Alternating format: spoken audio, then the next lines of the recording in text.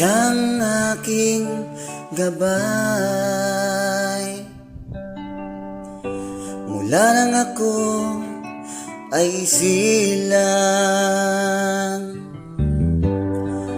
binigyan niya ng pangalan at pinuno ng pagmamahal. Sa lahat-lahat ng bagay, ako'y kanyang naunawaan. At marahil ay kahit anong gawin ko, ay minamahal pa rin ako. Meron pa kayang taong sadyang katulad niya? Subukan mong humanap at mahihirapan ka.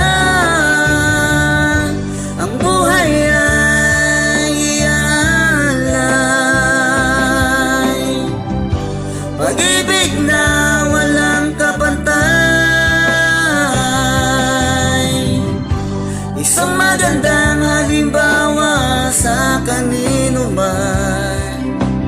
Siyang haligi ng tahanan, siya ang aking ama.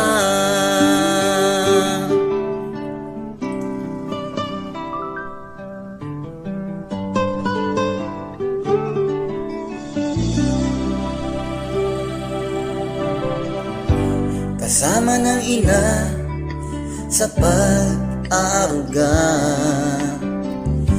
iminulat ang aking mga mata.